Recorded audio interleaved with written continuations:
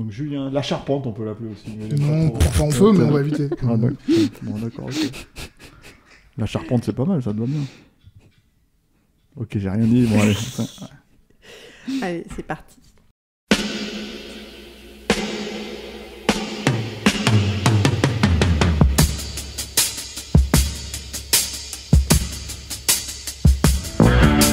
Votre copain Jack Burton, il regarde l'orage bien droit dans les yeux et il lui dit: T'es si tocard que tu passerais pour un chef-d'œuvre de l'art moderne.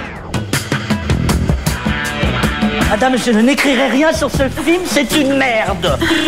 Merde. Ce sont les gars qui se prétendent normaux qui vous déçoivent. Les dingues, ça ne fait jamais peur.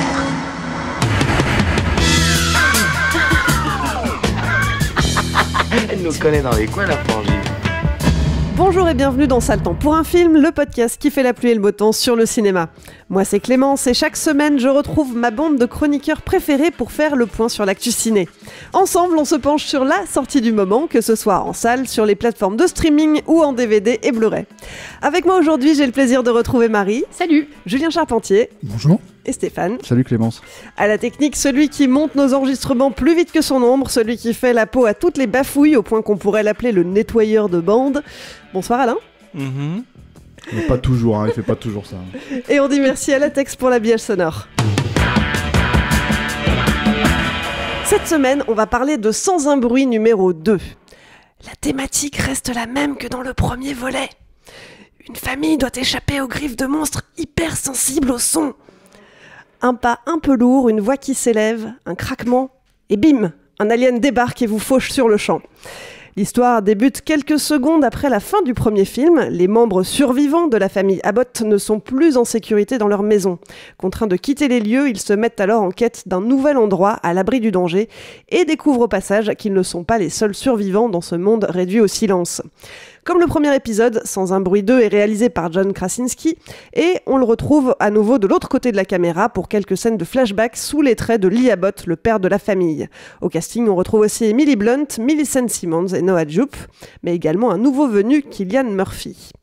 Le premier volet avait fait un gros carton en 2018, 336 millions de dollars au box-office, dont 50 millions après seulement une semaine d'exploitation. Et cette suite semble bien partie pour suivre la même trajectoire. Sorti fin mai aux États-Unis, Sans un bruit 2 a déjà engrangé près de 100 millions de dollars à travers le monde. Mais est-ce que c'est aussi un carton plein chez nos chroniqueurs? Ou bien, pour vous, est-ce que c'est beaucoup de bruit pour rien? Allez, je vous écoute. Si vous deviez donner votre avis sur le film en un seul mot, ça serait quoi? On ne juge pas mes blagues. Elles sont très bien. Marie, vas-y. Moi, je veux dire frustration. Ludique. Constance. Frustration, ludique, Constance. Ok. Je sens qu'il va y avoir un petit peu de fight.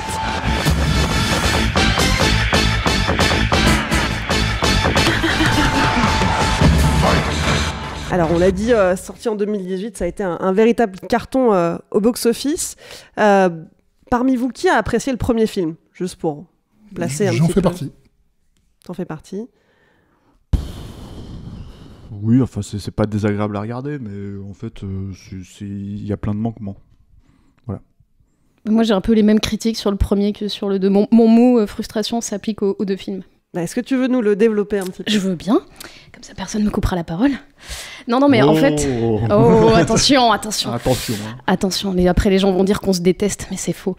Ouais, en fait, moi, je disais frustration, parce que c'est un peu comme sur le premier film. Il y a plein de choses que j'aime bien. Je trouve qu'il y a de bonnes trouvailles. Il y a cette menace extraterrestre qu'on voit pas trop. On sait pas trop ce que c'est exactement. Il y a cette famille qui survit, notamment parce que la fille aînée est sourde, et du coup, ils se parlent en langue des signes, et ça les aide à survivre dans ce monde où il faut pas faire de bruit sous peine d'être mangé par ces aliens. Donc ouais, moi je disais frustration, parce que c'est un peu le problème que j'avais déjà sur le premier film, où il y avait plein de bonnes idées. Il y avait cette famille qui avait survécu parce que notamment leur fille aînée était sourde et muette, et du coup ils connaissaient la langue des signes et ça leur permettait d'organiser leur vie. Il y avait plein de trouvailles assez sympas, le fait qu'ils mettaient du sable sur les chemins, ils marchaient pieds nus pour pas faire de bruit, il y avait plein de trucs assez sympas, et puis on voyait... on voyait très peu la menace en fait, et du coup le film était resserré sur la cellule familiale et sur comment vivre avec des enfants sans faire de bruit, plein de scènes de la vie quotidienne où forcément il y a juste du bruit sans forcément parler, mais dans comment essayer de camoufler les bruits de l'environnement, les bruits d'enfants, les bruits de bébés. Il y avait plein de choses intéressantes, mais ça allait pas jusqu'au bout. Et moi, sur la dernière partie du film, j'avais plein de problèmes, mais bon, on n'est pas là pour parler du premier film, mais j'ai à peu près la même chose sur ce film-là. Il y a plein de choses que je trouve intéressantes, mais il y a une scène d'ouverture qui est une scène un peu spectaculaire par rapport au premier film, comme je disais, qui était très resserré sur la famille. Donc c'est un flashback avec l'attaque, l'arrivée sur Terre de ces extraterrestres. Donc ça se passe, il y a beaucoup de personnages là pour le coup, ça se passe pendant le match de baseball dans une petite ville, donc où toutes les familles sont là et tout. Et il y a des choses intéressantes. Il y a notamment des scènes qui sont tournées du point de vue auditif ou du point d'audition, enfin je sais pas comment on peut dire, mais voilà, du point de vue de cette fille, de cette jeune fille qui est sourde. Et je trouve que c'est dommage parce que c'est pas assez exploité, mais ça apporte quelque chose où vraiment on est privée comme elle d'un des sens, et y a c'est tous les personnages qui se mettent à courir, et elle, comme elle est de dos, elle voit pas la menace, et donc elle a un temps de retard dessus, et je trouve que ça marche bien. Sauf que bon, c'est pas assez utilisé. Mais voilà, il y a des scènes comme ça intéressantes. Il y a aussi un petit détail que moi je trouve intéressant, qu'on voit pas forcément dans les films catastrophes ou les films d'horreur. Il y a plein de cadavres en fait, et c'est peut-être un détail, mais c'est un truc qu'on voit pas forcément toujours, surtout dans les films catastrophes. Bon, c'est sûrement aussi une question de classification, mais t'as toujours l'impression qu'il y a plein de morts, mais qu'on voit jamais du moment que nos 3-4 héros, notre famille survit. Là, en fait, il y a pas mal de morts. Il y a aussi une scène dans un train éventré, là, du coup, c'est 1 an et quelques après, où il y a pareil des cadavres un peu momifiés parce qu'ils sont là depuis 1 an et quelques mois. Donc il y a des détails comme ça qui donnent un peu corps à cette menace et à c'est quoi ce monde après, parce que dans le premier film vraiment on savait même pas s'il y avait d'autres survivants en fait, on voyait vaguement des feux au loin, donc on savait qu'il y avait des gens, mais et donc là ils sortent comme le père est mort dans le précédent film, ils sortent de cette maison dans laquelle ils étaient enfermés, dans ce sous-sol qui était un peu calfeutré pour pas faire de bruit. Et du coup, on voit beaucoup plus la menace. Donc on voit, je pense qu'on en parlera après, on voit beaucoup ces monstres qui ressemblent beaucoup aux claqueurs de The Last of Us. Moi, je trouve que ça fonctionnait mieux quand on voyait pas la menace, mais bon, c'est un truc que je trouve de manière générale dans l'horreur. Je trouve que ça fonctionne mieux sur la mise en scène et la suggestion. Et du coup, après, il y a des choses qui marchent bien. Il y a 2-3 scènes un peu Jurassic Park avec ce monstre qu'on voit derrière un mur, derrière un truc, derrière une porte, je sais pas, mais voilà, ça rappelle un peu le T-Rex ou le raptor, voilà, dans la cuisine exactement, où on se planque. Et il y a pareil, voilà, ce plan, moi il y a un plan que j'aime bien, c'est le plan où ils quittent la ferme dans laquelle ils ont vécu pendant plus d'1 an dans cette famille, et ce plan sur leurs pieds, ils s'arrêtent vraiment à la limite du sable, et c'est vraiment le pas à franchir, est-ce qu'on y va, est-ce qu'on n'y va pas. Donc voilà, il y avait des choses intéressantes. Moi, il y a 2-3 scènes qui m'ont fait un peu me dresser sur mon siège, une mini chair de poule, mais quand même un peu, tu vois, me dire qu'il se passe quelque chose, et malheureusement, c'est très frustrant parce que c'est toujours abandonné. Moi, vraiment, la bonne idée du film, c'était cette idée de la privation d'essence, et je trouve qu'il y avait des choses à faire en termes de mise en scène sur ça. Il y a par exemple, sur la fin, une scène intéressante où ils sont dans un studio de radio, et donc tout est vitré, et il y a cette confrontation en fait, le face à face entre cette jeune fille sourde et une des créatures, et donc elle peut le voir mais elle peut pas l'entendre, la créature peut l'entendre mais pas la voir, et je me disais mais en fait il y a plein de choses à faire sur ça, et c'est jamais exploité en fait, alors que sur le point de vue de la mise en scène il y avait vraiment une espèce de jeu du chat et de la souris à faire autour de ça, et c'est toujours des choses qui sont lancées comme ça et qui vont jamais au bout. Donc moi je suis assez frustrée parce que je me dis que c'est quelque chose qui va pas au bout de son potentiel. Donc j'ai quand même passé un bon moment parce que comme je disais voilà, il y a des choses qui fonctionnent, mais je me dis c'est quand même une occasion manquée. Puis en plus bon voilà, il y a quelques clichés, je me dis c'est dommage de rater ça et d'aller foncer dans le cliché de par exemple quand ils arrivent sur l'île et qu'ils ont ils fuient en voiture avec ce personnage, un père de famille qui une fois qu'ils arrivent dans le studio de radio et devant une porte ouverte, en train de dire « Oh, mais où est-ce qu'elle est, la créature? Est-ce qu'elle nous a suivis ou pas ?» Et on sait que tous les personnages qui font des monologues devant une porte ouverte ou une fenêtre ouverte dans un film d'horreur se font happer par la bête ou par la menace et finissent mangés. Donc ça tombe comme ça, malheureusement, dans des espèces de clichés, alors qu'il y avait des choses beaucoup plus intéressantes à jouer, d'où mon mot frustration. Frustration. Donc ça aurait pu être mieux. Être beaucoup mieux. Mais j'ai pas passé un mauvais moment, mais ça aurait pu être beaucoup mieux. Mais je pense qu'en fait, on n'est pas tant en désaccord que ça. C'est-à-dire que, excusez-moi, moi, si je choisis le mot ludique, c'est parce que je vais voir plutôt le verre à moitié plein. Toutes les remarques que tu as faites, en fait, je suis dans l'ensemble relativement d'accord. Le film est un film que je qualifierais de ludique et d'efficace parce qu'il réussit plein de choses, il en rate au moins autant. Je suis assez d'accord là-dessus. Tous les exemples que tu cites, je les trouve super pertinents, mais en fait, moi, je m'y suis retrouvé parce que je trouve qu'il y a, et comme tu l'as dit, il y a plein d'idées. Ça fourmille de situations, en fait, qui sont jamais poussées au bout, mais qui vont... T'as l'impression que le scénariste a presque, parce que le scénariste c'est John Krasinski, cette fois-ci tout seul, et t'as l'impression qu'il a presque posé toutes les idées qu'il avait sur le papier, sans jamais les emmener jusqu'au bout. Et c'est vrai que normalement, quand tu fais un scénario, tu fais une V1, une V2, une V3, une V4, une V64, où tu écrèmes jusqu'à ce que tu trouves la moelle de ta situation. Et ça, c'est un travail qu'il a assez peu fait. Alors, il faut savoir qu'il a été annoncé comme réal sur ce film-là assez tardivement, et que les studios ont cherché un autre réalisateur pendant tout un moment. Donc, peut-être que s'il y avait eu quelqu'un d'autre qui s'occupait de la direction, il aurait pu plus se concentrer sur... Il aurait pu apporter quelque chose d'autre, c'est sûr. Maintenant, moi, ce qu'il apporte, alors effectivement, tu l'as cité, je pense qu'il a été globalement traumatisé par The Last of Us et qu'il y a joué, beaucoup, parce qu'on retrouve... sur le premier, c'est vrai qu'on était sur la ferme, et uniquement sur la ferme, donc on pouvait oublier le fait que les monstres ressemblaient un petit peu au cordyceps de The Last of Us, on pouvait oublier effectivement qu'il y avait... Une adolescente qui détenait en elle la clé pour la survie de l'humanité, ce qui est globalement la même chose, mais là il rajoute en plus le road trip. Donc là, on peut plus s'en débarrasser. On voit The Last of Us de défiler devant nous pendant tout le film. Par contre, je trouve plutôt très intéressant le développement scénaristique qui est très simple. Il y a des erreurs qu'il n'a pas commises. Par exemple, une erreur qu'on commet souvent dans une site, c'est de dire « Ok, alors maintenant qu'on vous a présenté la situation, on va tout vous expliquer par le détail. Qui sont les monstres, d'où ils viennent, comment ils s'entendent avec leur maman, comment ils se nourrissent, et il ne va pas dans cette erreur-là. » Il introduit simplement, dans la scène d'introduction, « Ok, ces monstres viennent de l'espace. » Et c'est tout. Tu n'en sauras pas plus. Et moi, je trouve que c'est plutôt intéressant de procéder comme ça. Ensuite, moi, il y a une question que je me suis posée, et j'aimerais bien avoir votre avis là-dessus, c'est la définition de film... est-ce que ce film rentre vraiment dans la définition de film d'horreur ? Je peux répondre éventuellement. Alors, en fait, c'est un des points intéressants, je trouve, de cette franchise, c'est que, parce que c'en est une maintenant avec la suite, et puis apparemment, il y a un 3e épisode qui est en préparation et qui sera un spin-off, en fait, qui ne sera pas réalisé par Krasinski. Mais par Jeff Nichols. Jeff Nichols, ça sera plus précisément un préquel. Une préquel, voilà. Et de plan fixe. Et donc, en gros, calme-toi, Julien. Long. En fait, le truc, c'est que pour moi, le cinéma d'horreur, ça peut être un cinéma émotionnel. Et c'est même, en fait, tout le problème, c'est que ça fait maintenant presque 20-30 ans, en fait, que c'est plus considéré comme ça, quoi. C'est-à-dire que, pour moi, un film comme La Mouche, par exemple, pour prendre un grand classique, c'est un film d'horreur pur et dur. Mais c'est aussi une tragédie. C'est aussi en fait un opéra monstrueux. C'est aussi en fait tout un tas de trucs dans lesquels en fait tu catégorises pas le truc par horreur. Aujourd'hui, ce qui est considéré comme de l'horreur, c'est soit Jason Blum, soit Conjuring, soit et il y a des vagues sauts, ça revient. Bon bref.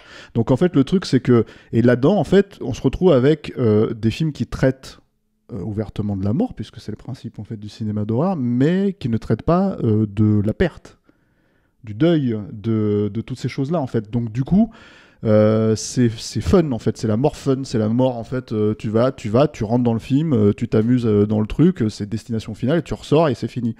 Sauf que tu vois des concepts comme destination finale ou des concepts comme Last of Us, quoi, en fait tu peux avoir appliqué des traitements similaires en fait, fondamentalement. Et c'est pour ça que j'ai du mal à attaquer un film comme Last of Us en fait. Pas Last of Us, pardon, Sans un bruit. Toi, j'ai du mal à attaquer en fait, si tu veux. Lapsus intéressant. Mais oui, c'est un lapsus, mais j'ai du mal à attaquer en fait un film comme Sans un bruit sur ce genre de choses parce que il essaye ça.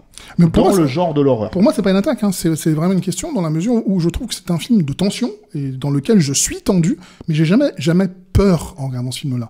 Ce qui est quand même un fondamental. Il y a 2-3 jumpscares, mais c'est vrai qu'on n'est pas dans quelque chose d'horrifique. Oui, mais voilà. Puis en plus, le jumpscare, c'est vraiment le degré zéro de comment faire peur au cinéma, c'est tu balances un chat sur un écran, quoi. Ouais, le truc après, c'est qu'en tout cas, le problème, c'est que j'ai pas cité La Mouche ou des trucs comme ça comment dire, juste pour voilà. C'est-à-dire que en fait, comme le dit Marie, c'est-à-dire qu'à un moment donné, là où t'es intéressé. Alors moi, le film, je l'ai un peu oublié parce que je l'ai vu il y a 1 an. Toi, tu as la chance de le voir. En fait, c'est le dernier film que j'ai vu juste avant le confinement l'an dernier, et parce qu'il devait sortir à ce moment-là. Pour rappel, le confinement a été le 17 mars et le film devait sortir le 18 mars. Voilà, et en fait, je l'ai vu donc là, juste la semaine d'avant, et du coup, ils ont annulé la sortie, et c'est ce qui s'est passé, quoi. Du coup, je l'avais vu à ce moment-là. Donc je n'ai pas revu le film pour les besoins du podcast là, donc je marche un peu sur mes mémoires, mais de mémoire, le truc, pourquoi je parlais de constance parce que fondamentalement les défauts et les qualités en fait du film sont pour moi les mêmes que celles du premier en fait. C'est-à-dire que en gros, si ce n'est peut-être que tu pourrais avoir un élément de surprise qui a disparu, puisque on va dire que le sacrifice du père à la fin du premier, ça pouvait être quelque chose d'assez à défaut d'être inattendu, en tout cas émotionnellement ça pouvait fonctionner, ça pouvait être fort, quoi. Moi je trouve que je suis pas hyper emballé par le truc, mais je peux comprendre qu'on puisse être touché par le truc parce qu'il y a un vrai relationnel qui est travaillé, qui est traité. Là c'est peut-être un des trucs qui manque dans ce film là, mais par contre en fait dans les problématiques que j'ai, c'est que moi je viens du cinéma d'horreur en fait qui essaye de mettre en scène justement ces créatures, son univers, c'est la trouille que c'est censé générer, et là tu vois qu'en fait effectivement il y a ce truc avec la gamine qui est sourde où tu peux jouer avec cette mise en scène, tu peux jouer avec cette perte du sens, etc. Mais en fait le problème que j'ai, qui était dans le premier film et qui est là pareil, flagrant, encore plus même j'ai envie de dire presque dans celui-là, c'est que la mise en scène s'arrête là où le sound design commence en fait. C'est-à-dire qu'en gros, à un moment donné, pour un film qui s'appelle Sans un bruit ou A Quiet Place, tu vois, ça fait quand même beaucoup de bruit, quoi. Et en fait, c'est tout mon problème, quoi. C'est-à-dire qu'à un moment donné, j'aurais aimé qu'il y ait ces plages de silence, en fait, elles t'induisent, en fait, elles te mettent dans une ambiance, en fait, hyper mortifère, où tu te dis, putain, ça va attaquer quand, en fait ? À quel moment moi en tant que spectateur, je vais me faire agresser par ce qui est en train d'arriver au personnage en fait, et parce que c'est de l'immersion, c'est de l'implication immersive en fait, et bah, ça marche pas parce que en fait c'est là où ça devient une espèce de roller coaster, et c'est dommage parce que tu sens de la bonne volonté, tu sens du cœur, tu sens qu'il a envie en fait d'essayer de faire ça. Moi, il y a un truc que je trouve intéressant là-dessus, c'est un mécanisme de l'horreur que Carpenter fait probablement l'un des mieux au monde, c'est l'utilisation du scope en disant ok, en fait, je vais laisser beaucoup d'espace vide dans mon cadre, ce qui fait que automatiquement, toi qui es un habitué ou un amateur de films d'horreur, tu vas attendre le danger et tu vas le chercher. À la limite, tu regardes plus le premier plan, tu regardes l'arrière-plan. Et étonnamment, Krasinski fait beaucoup ça. Il y a énormément de plans assez larges avec des portes, des ouvertures où tu fais ok, le danger va arriver de là. Et c'est là que je te rejoins, Marie, c'est en fait il l'exploite très très peu. Il y a cette scène du train dont tu parlais. Là, il va utiliser le flou, qui est une super idée, et tu dis qu'est-ce qu'il va en faire ?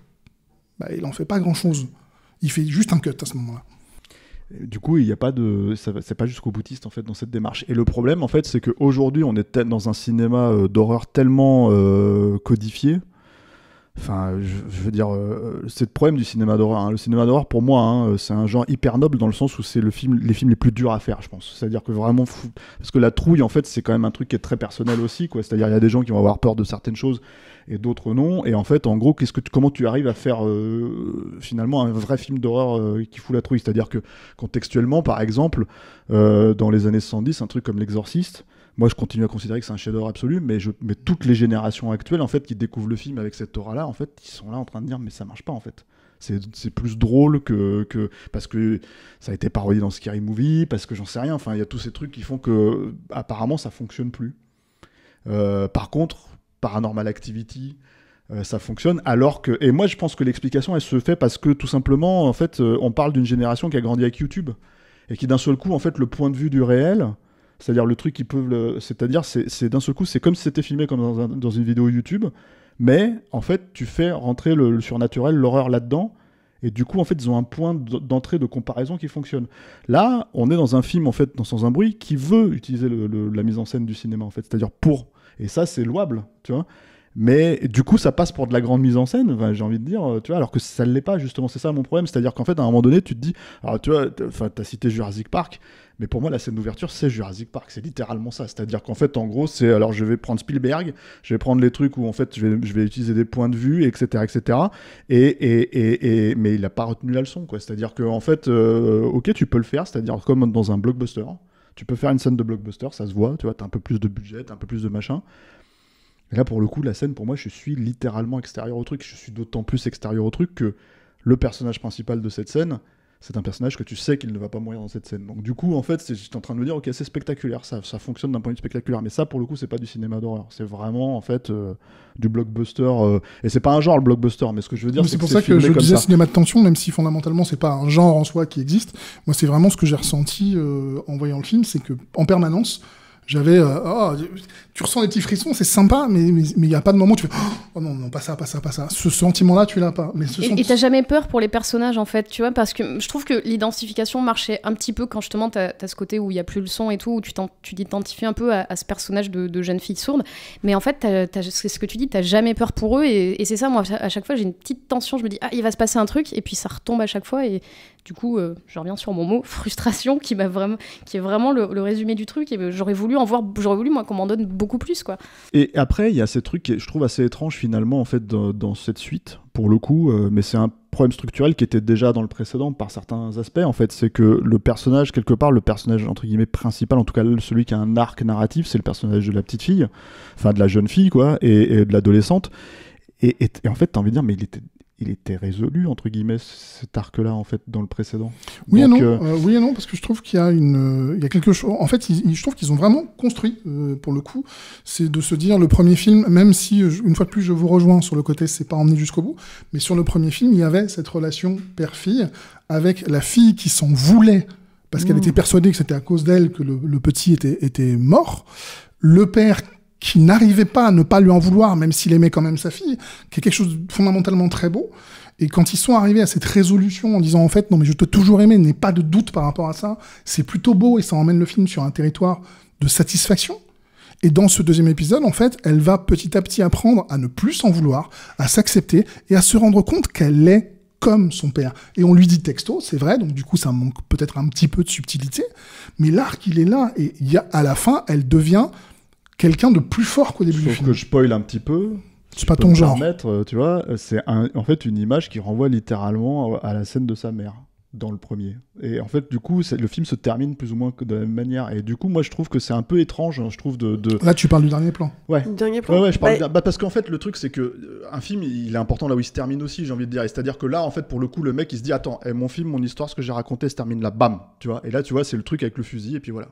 Et du coup, tu te dis, mais c'est la même scène que le précédent. Je suis pas d'accord, il y a quelque chose de différent aussi, parce que non seulement il y a la progression de la fille dans sa propre histoire, mais le fils aussi, qui est cette espèce de gamin qui a peur de tout, en permanence, et qui va petit à petit gagner en courage. Et à la fin, c'est lui qui protège sa mère. Finalement, pour moi, c'est un film qui parle plus de l'évolution des enfants et de comment ils apprennent à devenir autonomes, en tout cas, à se protéger. Et voilà, dans le premier film, c'est les parents qui protègent leurs enfants. Et là, c'est l'inverse, finalement. Mais dans le premier, moi, je trouvais que la scène de fin, elle tombait vraiment comme un cheveu sur la soupe, parce qu'en fait, le personnage de la mère était pas du tout développé comme ça. En fait, c'était plutôt... elle était plutôt en retrait, plutôt dans le deuil de l'enfant, et puis ce qui est logique aussi, elle était préoccupée par la grossesse et l'enfant à naître et tout. Et du coup, moi, ce dernier plan, j'avais pas du tout aimé ce dernier plan final, où elle est en train d'armer son fusil à pompe ou je sais pas quoi, comme si c'était une warrior, alors que pendant tout le film, c'est pas du tout ça. Et là, du coup, je trouve plus logique cette évolution-là des deux enfants, et notamment de cette jeune fille qui, elle, du coup, a un vrai chemin et un vrai... littéralement, elle a un vrai parcours dans le film. C'est surtout que de mémoire, si je me souviens bien, alors c'est un petit peu flou, mais en fait, ce qui était très étrange dans la scène finale du premier, c'est qu'en fait, d'un seul coup, on utilise un fusil à pompe... oui, enfin, ça s'explique. Enfin, pour moi, en tout cas, ça s'explique. Parce que dans le 2, ça s'explique avec la station de radio. Mais... La première, c'est que ses enfants sont en danger, donc du coup, elle passe en mode louve, elle va protéger ses enfants, ce qui se comprend. Donc du coup, elle arme son shotgun, même si le plan est fait un peu genre effectivement mais warrior. Le plan il fait vraiment hyper iconique, alors qu'en fait c'est pas ça le personnage. Mais quoi. Par contre, et l'utilisation du shotgun, c'est tout simple. Hein. C'est justement, c'est en fait, tu disais tout à l'heure Clémence que le film recommençait à la seconde près, et en fait pas tout à fait. Ils ont juste coupé un petit truc, c'est que le film se terminait sur parce qu'elle a donné un coup de fusil à pompe qui a été permis parce qu'en fait, vu que le truc il a la tête de traviole. On peut lui tirer au fusil à pompe dessus, mais ça attire les deux autres qui sont dans la région. Et ça, c'est cette petite ellipse-là qu'ils ont faite. Donc il y avait un combat qui allait s'en suivre qu'on ne voit pas. Oui, mais alors dans ce cas-là, ça veut dire qu'en gros, c'est pas traité. C'est la vraie problématique que ce qui est fait à la fin du premier, le bruit qu'il faut surtout pas faire, il faut pas lâcher une caisse, alors tirer un coup de fusil, je suis désolé, voilà, tu vois. Ça attire les autres, voilà, mais par contre, quand ils les attirent, ils peuvent les arrêter grâce à ce petit appareil. Ça fait partie, c'est traité. Oui, mais sauf que ça fait partie de la problématique, en fait, en gros, où voilà, à un moment donné, en fait, on crée un monde avec des règles qu'on suit plus mais c'est pas grave parce que c'est la fin du film et on les suit. On te dit maintenant qu'on a ce petit appareil, quand ils arrivent, on peut les empêcher de nous attaquer et donc se défendre. Oui, c'est juste que tu tournes à fond là le volume de son appareil auditif qui fait qu'ils ouvrent leur espèce de gueule horrible et c'est là que tu peux leur tirer dessus. Donc c'est un peu encore une mécanique de jeu vidéo où tu sais tu lances un truc qui fait diversion et tu peux lui tirer dessus en fait. D'accord. Et c'est d'ailleurs tout l'enjeu de la suite, puisque globalement, c'est de se dire maintenant comment on peut faire que ce petit appareil ne protège plus seulement la famille Abbott, mais la région à défaut du monde entier. Calmons-nous. Pour conclure, ce film, est-ce qu'on le regarde ou pas ? Ah oui, moi je dis oui. Je trouve que quand même, enfin voilà, moi je dis qu'il y a des choses qui sont ratées, mais voilà, toi Julien, tu vois le verre à moitié plein, moi je le vois à moitié vide. Je dis qu'il y a des choses qui sont ratées, mais il y a beaucoup de choses qui sont réussies, et c'est quand même, moi, un film d'horreur qui me fait ressentir plus de choses que le tout venant de la production horrifique actuelle quand même. Et je suis d'accord, moi je le conseille absolument parce que... pour être un peu négatif pour le coup, j'en ai marre de voir des trucs au cinéma qui me font hausser les épaules. Et ce film-là me fait pas hausser les épaules. Ce film-là, il me donne un sourire, il me file la patate. Je suis content de voir cette héroïne se lever à la fin et devenir une héroïne. Je suis content de voir les situations aller jusqu'au bout. Enfin bref, j'ai fini content, quoi. Stéphane. Si vous avez aimé le premier, vous aimerez le deuxième. Je pense que c'est assez, pour le coup, c'est vraiment constant, c'est-à-dire que mais le film l'est en fait. Je pense que c'est vraiment, il y a cette suite, c'est une suite, c'est la digne suite du premier film. Donc si vous avez aimé le premier film sans réserve, vous pouvez y aller sans réserve. Si vous avez des réserves, vous aurez toujours des réserves. Et puis si vous n'avez pas aimé le premier film, vous n'aimez pas le deuxième film, à mon avis. Donc voilà. Je pense que c'est absolument. Ouais. Pour une fois, on est tous d'accord. Et on le rappelle, si vous avez aimé le premier film, que peut-être vous avez déjà vu le second, sachez qu'un troisième volet sortira le 31 mars 2023.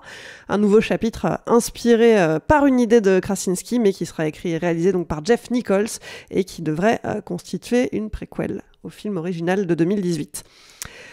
Et vous en pensez quoi ? Vous avez adoré ? Vous avez détesté ? Dites-nous tout sur le répondeur de Capture Mag. Pour ça, rendez-vous sur Messenger, enregistrez un petit message vocal et on le diffusera dans la prochaine émission. La semaine dernière, on vous parlait de Nomadland, le film multi-oscarisé sur les nomades américains des temps modernes. Alors Alain, est-ce que ce changement de registre a déstabilisé nos auditeurs ? C'est vrai qu'on s'éloigne pas mal des films de genre qu'on traite habituellement, donc je suis impatiente de découvrir les messages de notre répondeur. Allez, dis-nous tout, qu'est-ce qu'ils en ont pensé ?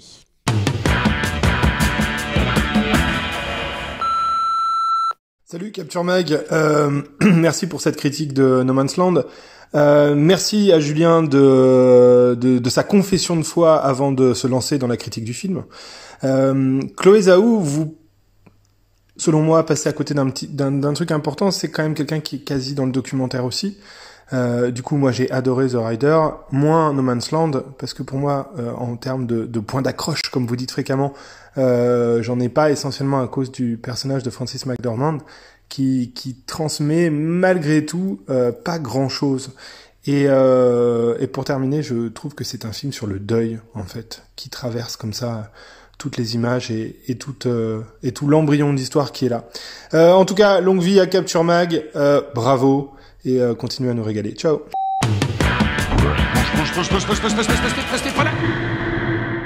Sale temps pour un film, c'est fini pour aujourd'hui. Marie, Julien, Stéphane, merci de m'avoir accompagné pour cet épisode. Merci Clémence. Merci Clémence. Pour ne pas rater les prochaines émissions, pensez à vous abonner et si vous nous écoutez pour la première fois, vous pouvez retrouver tous les liens dans la description du podcast. Merci à toutes les personnes qui nous écoutent et tout particulièrement aux tipeurs et aux tipeuses. On continue à grandir grâce à vous. Si vous découvrez l'émission et que vous avez aimé, n'hésitez pas à nous donner un petit coup de pouce. Pour ça, rendez-vous sur tipeee.com, mot-clé Capture Mag. Et puis il y a d'autres façons de nous soutenir. Relayez-nous sur vos réseaux sociaux préférés, parlez de nous à vos amis, mettez-nous des étoiles sur les applis de podcast et abonnez-vous à la chaîne YouTube de Capture Mag. Allez, je vous laisse, on se retrouve après-demain pour une émission qu'on a enregistrée il y a un petit moment maintenant, c'était au mois d'octobre, c'est la toute première émission qu'on a enregistrée. On y parlait du film La Nuée, on découvrira donc ça vendredi. En attendant, portez-vous bien et à vendredi prochain.